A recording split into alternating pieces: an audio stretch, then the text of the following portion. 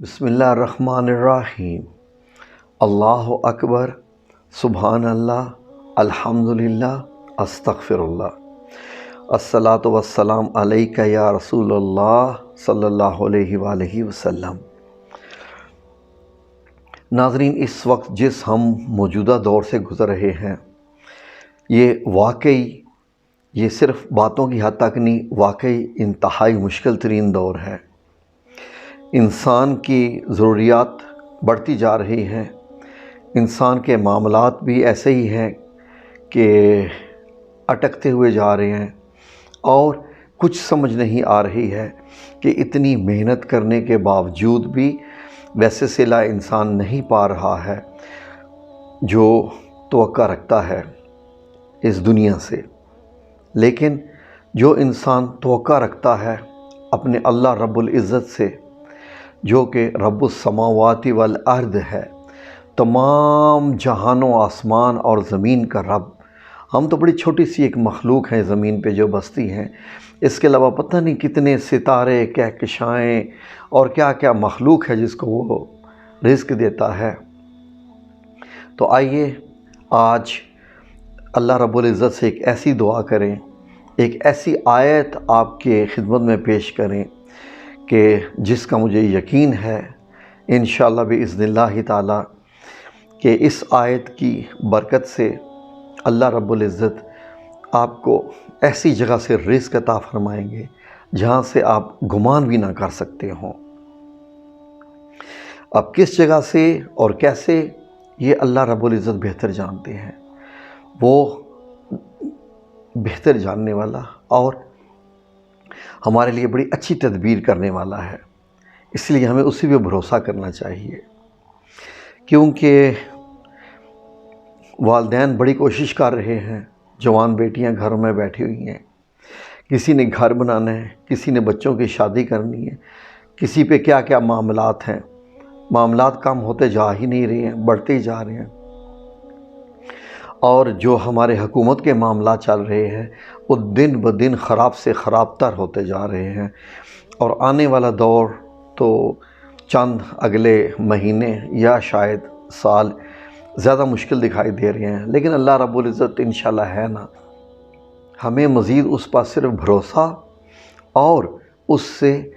جو ہے وہ غیبی امداد کی توقع رکھنی چاہیے۔ ہمیں صرف اپنے حصے کا کام کرنا ہے۔ ہمارے حصے کا کام کیا ہے؟ وہ کہتا ہے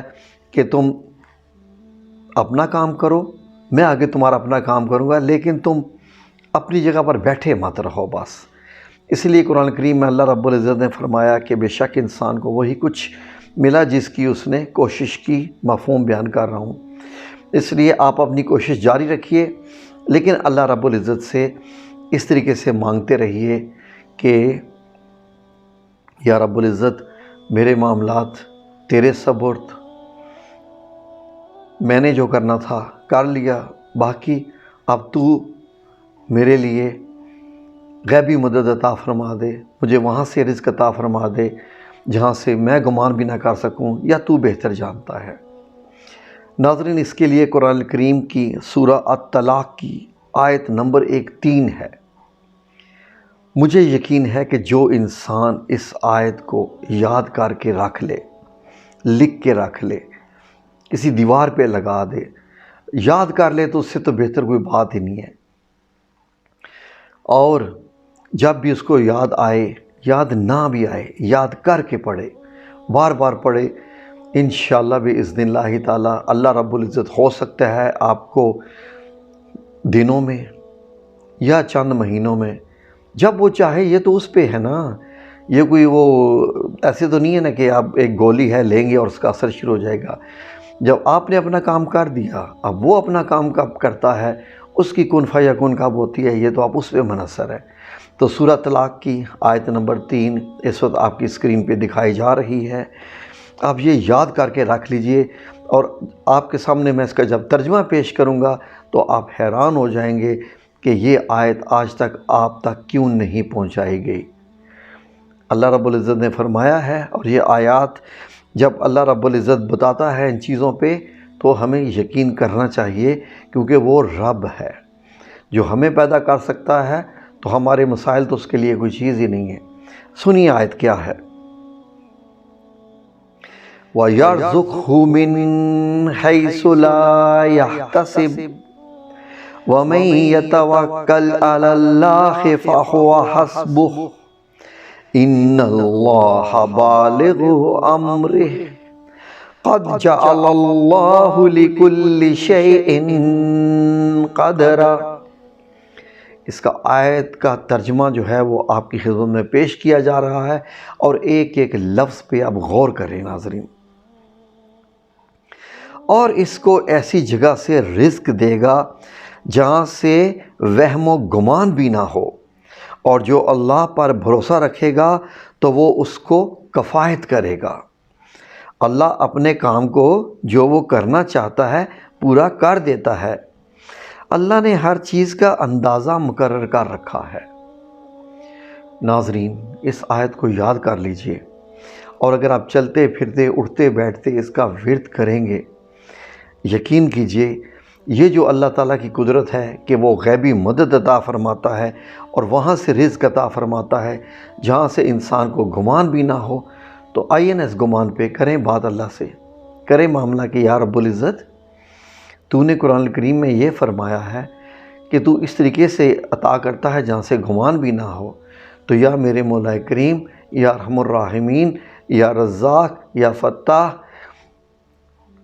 اپنی اس آیت کے صدقے میں تیرے حضور پیش کرتا یا کرتی ہوں، تو مجھے غیبی مدد عطا فرما دے۔ میں نے اپنا کام کیا ہے اور کر رہا ہوں یا کر رہی ہوں، مجھ پہ احسان کر دے، میرے معاملات اپنے سپرد لے لے، میری مدد فرما، تاکہ میں سکون والے دل کے ساتھ تیری عبادت کر سکوں، تجھ پہ بھروسہ کر سکوں، تجھ سے مزید مانگ سکوں، تیری اطاعت پہ شکر گزار ہو سکوں، تجھے سجدوں میں بھی شکر کر سکوں۔ شکر کرنا ہم پہ واجب ہے، جتنا شکر کرتے جائیں گے اتنا وہ رزق عطا کرتا رہے گا،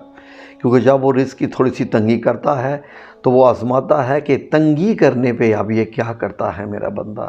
کیا مجھ کو پکارتا ہے یا مجھ سے دور چلا جاتا ہے۔ تو اللہ سے دور نہیں جانا، جب ایسا معاملہ ہو جائے تو اللہ کے مزید قریب جانا ہے۔ جتنا آپ اللہ کے مزید قریب جائیں گے، جتنا اس پہ بھروسہ جو ہے وہ کرتے جائیں گے، انشاءاللہ باذن اللہ تعالی، میری امید ہے مجھے جس رب العزت کی حکمتوں کو میں جانتا ہوں، وہ بڑی حکمتوں والا رب ہے، وہ آپ کو انشاءاللہ باذن اللہ تعالی وہ اکیلا نہیں چھوڑے گا۔ انشاءاللہ اللہ پہ بھروسہ رکھیے، اور جب بھی مصیبت آئے، آزمائش آئے، صبر و صلات کا اللہ نے ذکر کیا ہے، صبر کیجئے، الصلاۃ، نماز سے مدد لیجئے، اور قرآن کریم کا بھی مطالعہ کیجئے، قرآن سے جڑ جائے، اللہ آپ سے جڑ جائے گا۔ اللہ تو جڑا ہوا ہے، دور ہم ہی ہیں، یہ قرآن کریم ہمیں اللہ کے پاس لے جاتا ہے۔ ٹھیک ہے جی، جزاکم اللہ خیر۔